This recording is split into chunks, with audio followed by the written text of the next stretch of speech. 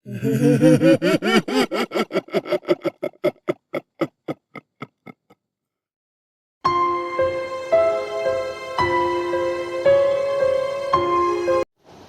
रास्ते दिन में तो बिल्कुल आम लगते हैं, लेकिन रात होते ही वहाँ एक अजीब सा सन्नाटा छा जाता है।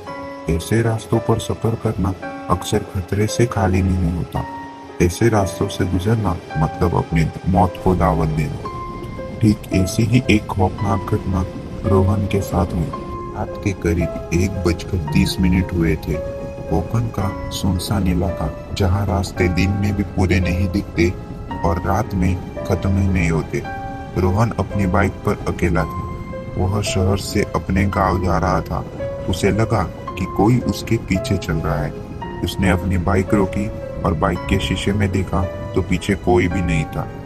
वह फिर आगे बढ़ वह थोड़ी दूर गया ही था कि उसे फिर एहसास हुआ कि कोई उसके पीछे चल रहा है। उसने दोबारा अपनी बाइक रोकी और बाइक के शीशे में देखा तो वहां कोई नहीं था। रोहन को लगा कि उसे थकान के कारण वह हुआ है, तो वह फिर आगे बढ़ गया। हवा बहुत ही तेज थी, इसलिए उसे कुछ ज्यादा दिखाई नहीं दे रहा था। वह आगे बढ़ ही रहा था कि थोड़ी दूर उसके बाइक की रोशनी में एक आकृति उभरी। वह कोई औरत थी। उसके कपड़े सफेद थे, फटे हुए और काफी पुराने लग रहे थे। रोहन ने अपनी बाइक रोकी और उस औरत से पूछा, मैडम, आप इतनी रात गए इस सुनसान सड़क पर क्या कर रही हैं? और वो भी अकेले? उस औरत ने कुछ जवाब नहीं दिया और धीरे धीरे वह रोहन की ओर मुड़ गई। रोहन उसे देखते ही डर गया, क्योंकि उसका चेहरा था ही नहीं। जहां आंखें होनी चाहिए थी वहां सिर्फ एक काला गड्ढा था। उसे देखते ही रोहन की चीख निकल गई। रोहन डर गया और वह अपनी बाइक पर बैठा और तेजी से दूसरी ओर निकला। वह काफी डर चुका था। उसके मन में अब सिर्फ यही ख्याल था कि मुझे जल्द से जल्द यहाँ से निकलना है। थोड़ी दूर जाने के बाद वह पूरी तरह से डर गया, क्योंकि वह फिर उसी रास्ते पर था जिस रास्ते से वह भागा था। वह पूरी तरह कांप रहा था।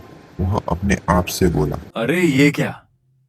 मैं तो अभी कुछ देर पहले इसी रास्ते से गया था।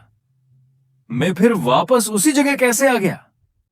अब उसे समझ आ गया था कि रास्ते में उस सफेद कपड़ों वाली औरत का दिखना और मेरा फिर से उसी रास्ते पे वापस आ जाना कोई आम घटना नहीं है। शायद शायद मुझे छलावा लग चुका है। रोहन पूरी तरह से डर गया। उसका बदन पूरा पसीने से गीला हो गया।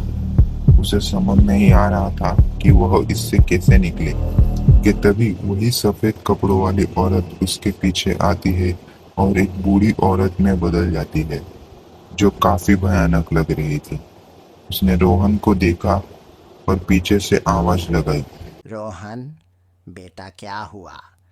यहाँ आओ, मेरे पास आओ, मुझे बचाओ। बेटा मैं यहाँ फंस चुकी हूँ, क्या तुम मुझे नहीं बचाओगे?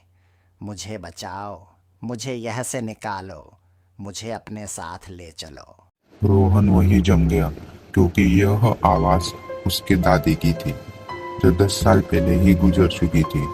रोहन ने धीरे से देखा। वो औरत अब उसकी दादी जैसी दिख रही थी, लेकिन उनकी आंखें वही थी। आंखों की जगह बस काला गड्ढा था। रोहन कांप गया। तभी उस औरत ने रोहन के पास से कुछ खाने के लिए मांगा।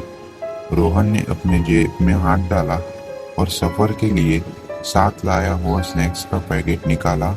उसका दिमाग चिल्ला चिल्ला के बोल रहा था, मत दे, लेकिन अब उसका खुद पे काबू नहीं था।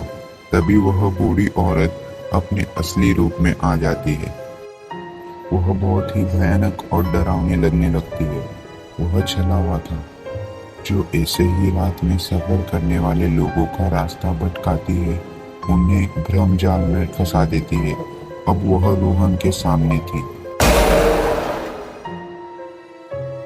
अब वह रोहन का रूप ले चुकी थी और वह रोहन के पास बहुत ही गुस्से से देख रही थी।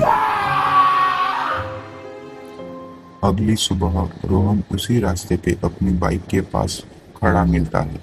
उधर के कुछ लोग रोहन को देखते हैं और उससे पूछते हैं कि कौन हो तुम और तुम्हारा नाम क्या है? रोहन।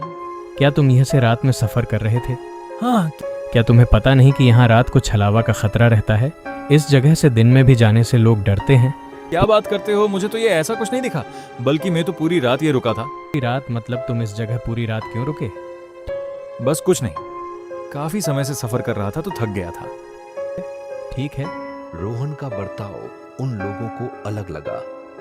वो सब वहां से चले गए और आज भी वहां उस छलावा की आत्मा अलग अलग रूप में दिखाई देती है। हालांकि अब उसके पास एक और नया रूप था और वो किसी और का नहीं, रोहन का था।